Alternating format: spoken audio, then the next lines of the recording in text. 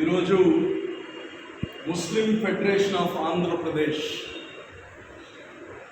ఒక non political organisation, రాజకీయాలకు ఎటువంటి సంబంధం లేనటువంటి ఆర్గనైజేషన్ ముస్లిం సమాజం కోసం, వారి యొక్క సమగ్ర అభివృద్ధి కోసం, వెల్ఫేర్ కోసం, ఎడ్యుకేషన్ కోసం, రైట్స్ కోసం పోరాడే ఈ యొక్క ఫెడరేషన్ 25 సెప్టెంబర్ ఈ నెల నుంచి అక్టోబర్ 31 దాకా ఆంధ్రప్రదేశ్లో అన్ని నియోజకవర్గాల్లో బస్ యాత్ర వేసి అక్కడ ఉండే ప్రజలకి చైతన్యం చేయడం, అలాగే ప్రభుత్వం దృష్టికి ఈ యొక్క సమాజం యొక్క అవసరాలు, వాళ్ళ యొక్క హక్కులు తీసుకొని వెళ్ళడం వీళ్ళ యొక్క ప్రధాన అజెండా. అయితే ఈరోజు మన అందరికీ తెలుసు, మైనారిటీసు మనము స్వతంత్రం వచ్చిన తర్వాత చూస్తే, రాజకీయాల్లో చూస్తే 23% పార్లమెంట్లో 23% ఎంపీలు ఉన్నారు. ఈ దేశం స్వతంత్రం వచ్చిన తర్వాత ఈరోజు 2% కన్నా తక్కువ ఉన్నారు, 2% కన్నా తక్కువ ఉన్నారు. దీనికి కారణం సరైన ఎడ్యుకేషన్ లేక, రెండోది సరైన ఉపాధి వాళ్ళకి లేక. అందుకోసమే సచార్ కమిటీ వేసినప్పుడు గతంలో చాలా క్షుణ్ణంగా చెప్పింది. ఈరోజు దళితుల కన్నా ఘోరమైన పరిస్థితిలో కొన్ని దగ్గరలో అయితే 2 పూట్ల భోజనం చేసే పరిస్థితి ఉంది ముస్లిం సమాజం. చదువులో, అక్షరాస్యతలో అందరికన్నా వెనకబడి ఉండే సమాజం. ఈరోజు అందుకోసమే అందరితో పాటు వీళ్ళు బాగుపడితేనే, వీళ్ళల్లో చైతన్యం వస్తేనే, వీళ్ళల్లో విద్యా సంస్కారాలు వస్తేనే ఈ దేశం ముందుకు పోతుంది. ఎందుకంటే ఈ దేశంలో భాగం ఈ యొక్క లార్జ్ చంక్ ఆఫ్ కమ్యూనిటీ, ఒక కమ్యూనిటీగా చూస్తే ఈ దేశంలో ఒక అతిపెద్ద భాగం ఉండే, భాగస్వామ్యం ఉండే కమ్యూనిటీ. ఇది ఒకటి వెనక్కి వెళ్ళిపోతుంటే మిగతాది ముందుకు వెళ్ళలేరు. సో మన దేశం బాగుపడాలంటే ప్రతి ఒక్కరు కానీ ముందుకు పోవాల్సిన అవసరం ఉంది. అది విద్యలోనూ, ఉపాధిలోనూ, రాజకీయంలోనూ, అన్నిట్లో. కాబట్టి ఈరోజు మనం చూస్తే అనేక విషయాలు, ప్రభుత్వాలు అనేక ప్రామిసెస్ చేస్తాయి ఎలక్షన్ ముందు.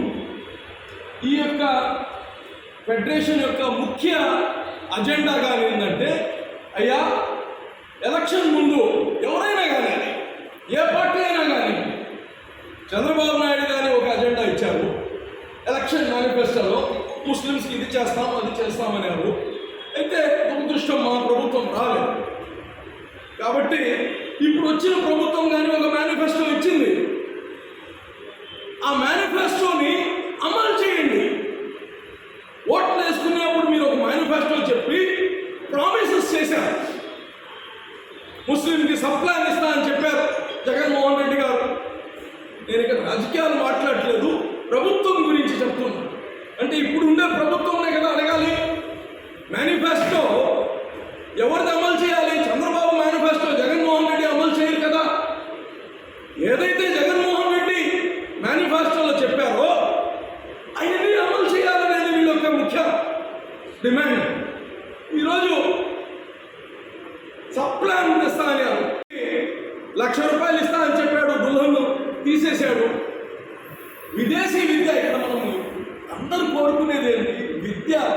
విద్య ఒక కుటుంబంలో ఒకరికి మంచి విద్య చేస్తే ఆ కుటుంబాన్ని అతను హ్యాండిల్ చేసుకోగలుగుతాడు. ఒక బిడ్డ ఇంజనీర్ అయితే, ఒక బిడ్డ ఏదైనా డాక్టర్ అయ్యాడు అనుకోండి, అతను ఆ కమ్యూనిటీ ఆ కుటుంబాన్ని హ్యాండిల్ చేసుకోగలుగుతాడు. ఈరోజు విదేశీ విద్య గత ప్రభుత్వంలో 10-15 లక్షలు ఇస్తే ఈ ప్రభుత్వం తీసేశారు. అలాగనే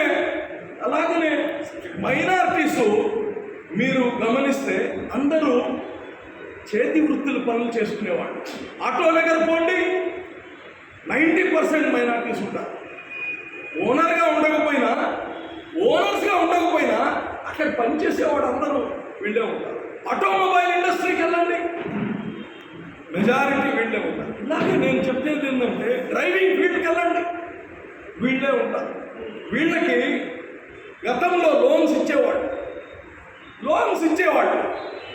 స్వయం ఉపాధి చేసుకునేవాళ్ళు, వీళ్ళ కాళ్ళపైన నిలబడేవాళ్ళు.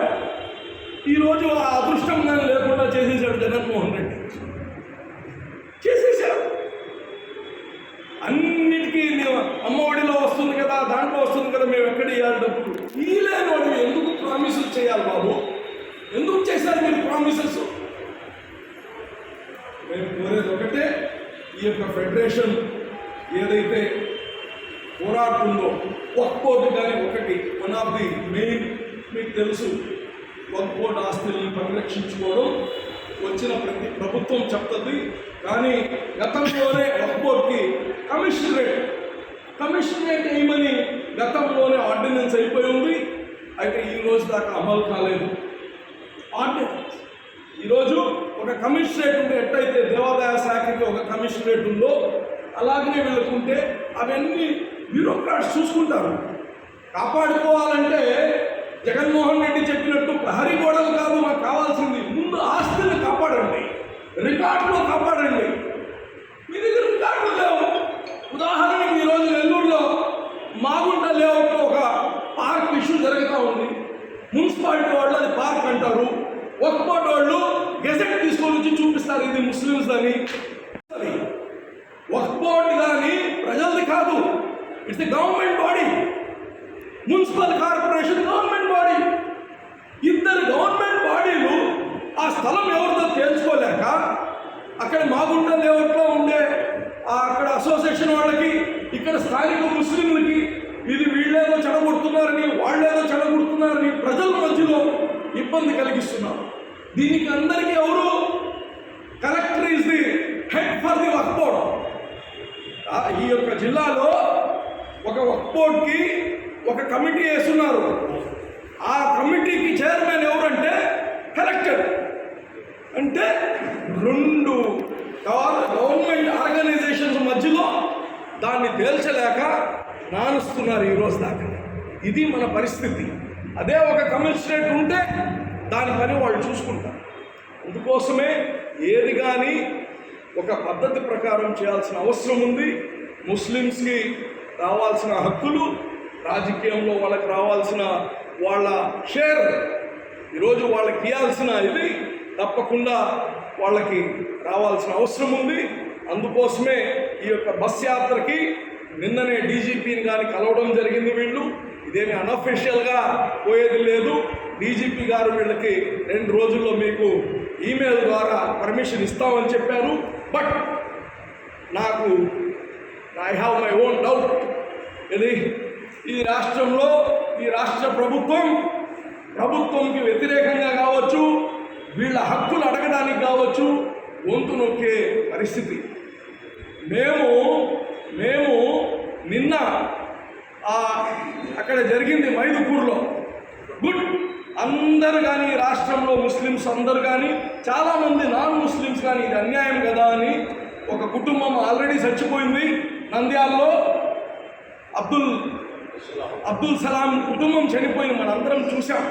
మళ్ళా ఇటువంటి విషాదం జరగకూడదు అని అందరు కానీ, అది ముస్లిమ్స్ అని కాదండి, మానవత్వం ఉండే ప్రతి ఒక్కడు కానీ చలించారు. దాన్ని చూసి న్యాయం చేశాడు జగన్మోహన్ రెడ్డి. ఫైన్.